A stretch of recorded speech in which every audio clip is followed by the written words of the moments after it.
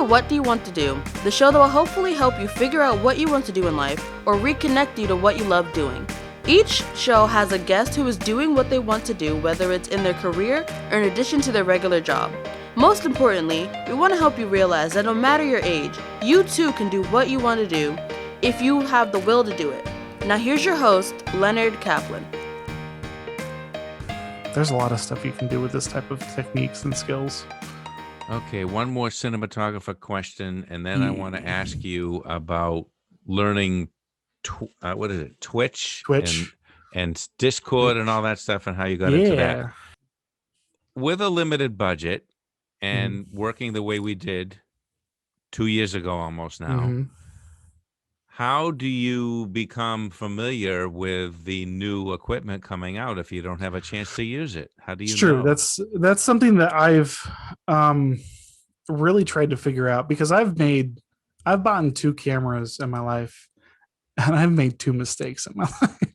Oh no. And that's funny. It's not that the fact that, that they were expensive cameras, but especially for me, but you learn things when you buy budget stuff that you realize, if you save and work for something like the higher tier stuff, and this realization of what this industry is, when you have equipment, people will pay you money to do things. Like there's a lot to, I have to say that, that's a thing. I mean, YouTube videos, people know what they're doing out there. Don't just watch one, though. Never just watch one person and think that they're the end all be all.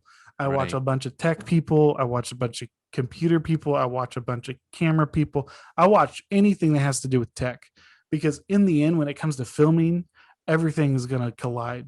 Everything, networking, filming, it already does. There's a lot of things, especially if you're in broadcast, just so many things that kind of collide, and the more you know about that stuff is so beneficial. Sure, it's so beneficial. So if you're, for one, research, and just do with what you have. Start there. Start with your phone. I know a lot of people would hate me for saying that. Start with your phone. Your phone has a set. Well, some phones have a set aperture. Some have 2 different apertures. But you can play with the ISOs. You can play with the shutter speed. Sure. It's a good, easy spot to start learning wide shots. Because, nowadays they have 2 lenses. Good Lord, back a couple, not a couple years ago, but, when we started getting cell phones, we only had 1 camera to do stuff with. Sure. Now you got 2 different cameras. Start learning, okay, this is my phone. This is what I have. I want to shoot something. Learn what that camera is and what it can do, and then perfect that. And then go on, you'll learn it. Then try to go on to something else. We can do so much now with just a phone camera. And then the lights. So we're talking about the shoot that we did 2 years ago. Guys, I have Walmart LED bulbs that I use. This one right here, all these lights in front of me, and the shoot that we did back then. I just went to Walmart and looked at lights and been like, you know what, this is cheap. This has a lot of lumens. I have an old softbox set that I've had for 7+ years that I bought way back when for $200 off of Amazon. You probably could find one cheaper now. And I just, learned lighting from super cheap stuff. Originally, it was like fluorescent lighting, and I hated those fluorescent bulbs. I wanted to burn them, especially with some inconsistencies that they had, and they were cheap. If you're buying cheap stuff, you're gonna have to realize it's cheap, and you're gonna have to look out for some of that stuff, that inconsistencies. But yeah, and just go get the stuff cheap. Use stores. I learned that about lights myself many years ago. We used to use, I think they were called halogen lights, and they got very hot and everything, and you had to change the bulbs. You had to hold it with a special paper so your oils of your finger wouldn't get on there and make the bulb explode. And I remember burning myself pretty badly with one of those lights. They still use those things in bigger sets, like the bigger equipment. They still use those, oh man, they have gloves. You got to make sure because those bulbs are expensive. Yeah. And yeah. if you just put your hand on there, we're talking what, $500+ on some of Yeah, those things, just sure. gone in an instant. Sure. But yeah, that's crazy. I love that. So did gaming lead to your knowledge of Discord and Twitch, and that's why you're able to help Medusa, right? Yeah. So I've always been a gamer. I think a lot of us from my generation on, gaming was something that we could kind of separate and do by ourselves. And, video games, computers just introduced this whole genre of storytelling to us, Mm-hmm. which was more digital in a different realm. Discord. So it's funny. I know you're learning. You're still learning a lot of this stuff. Discord. That's an understatement, Quint. Discord is just an app for people to go together and talk and have fun. It's not even professional. It's free. It's something made by gamers for gamers, and the gamer community. That's a big thing that a lot of people talk about. That I think other generations don't really understand. Is the community aspect of like gaming and some of the stuff. It's just different because you guys. I don't think a lot of people really understand or have this connection that we have now. This community aspect was always, in a house. Well, now it's on my computer and I can talk to 1,000 people if I want to, right. And it's just this new thing and it's great. So Discord is literally just a free app that we as gamers just talk and have fun and enjoy. But with what it provides, being technical, being creative, thinking outside the box, other people use it for other things, know, and it's Zoom's like the business. Hey, we're business people, having meetings and getting together. That's all Discord is, just a bunch of people getting together, playing games. Right. So it seems technical, and it is because we grew up with these thought processes because we're gamers. So it's based off of gamers' thought process. I do a little bit of voiceover, and I know there's some opportunity out there for voices to provide for games. Oh, yeah. And stuff like that. That's a great fun. The voice actors are some of the coolest people because they're actors, but they have this opportunity to focus on this and develop it in ways that people don't think about it. I took a class in voice just before the COVID hit. Mm-hmm. And they had us doing physical stuff like dancing around and stuff like that. And I don't know, it wasn't what I thought it was. Ultimately, you got to get into it because it's like a theater actor.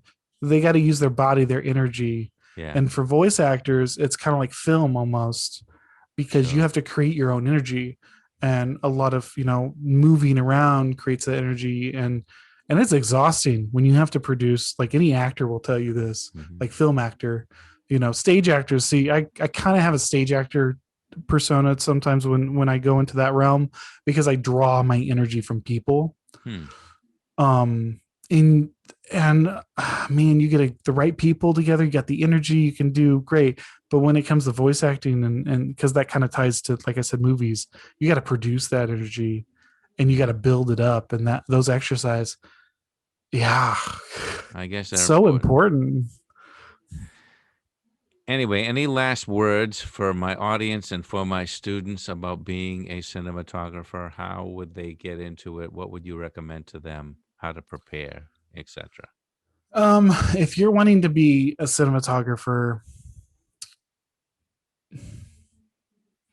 there's so many techniques someone could teach you. There's so many things that people could tell you. I think the number one thing I would tell you is work and don't stop. You got to keep on going. You got to learn as much as you can.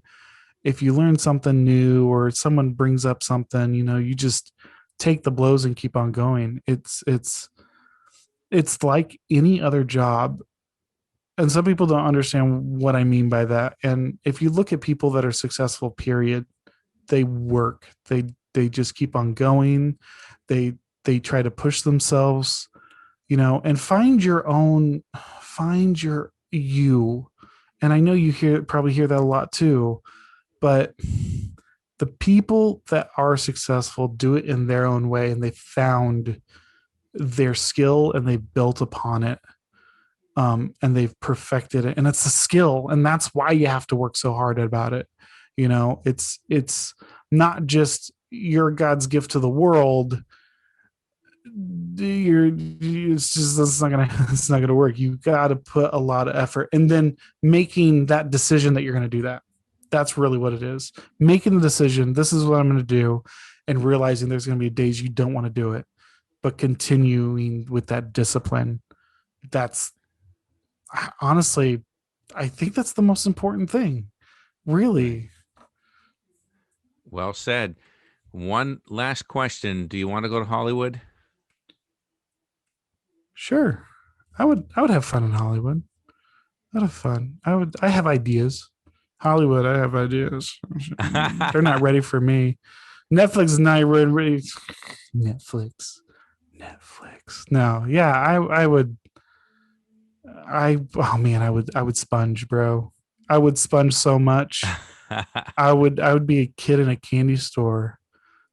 Just put me on a set and let me. What does that do? Have you ever visited Hollywood? We drove by. I think we drove by it once. Like we were. No, we didn't. I said, oh, that's right. It was like a family thing, and I was like, hey, where's Hollywood? We're close, right? Like it's like 2 hours away, and I'm like, darn. That's not that far comparatively. Well, we already, as much as we already drive, it would have made like a 6 or 7 hour back home. So they were like, no, we're not going to do it. But I recommend as much as Hollywood sounds great, and I would love to do it. Mm-hmm. It's not about where you are; it's about what you make of where you are. And I would love to, and I would take that opportunity. But I don't think it's going to stop me if I never go. Right. And I think I feel like that needs to be said. Sure. Because Hollywood is Hollywood, but man. Okay. Well, Huck or Q or Quint or Quentin, whichever you prefer, thank you for joining me on this show. And it's been a lot of fun. Thank you for taking the time. Thanks for listening to me for, I don't know how long it's been. Sorry. Very fascinating. I may break this up into more than one show. Hey, which I haven't done in a while. Bro. Yeah. I broke the mold. Breaking the mold. You broke the mold of cinematographers that we've had on the show because you're the first one. Shoot, I'm not even. I don't. You're the first cinematographer I've had. All right. See the others. Thank you, everybody, for joining me here on What Do You Want to Do with my special guest, Quentin Huckabee, the cinematographer and jack of all trades in film and video. Next week, we'll have another guest, and I hope you join me then, visually or auditorily. And until then, what do you want to do?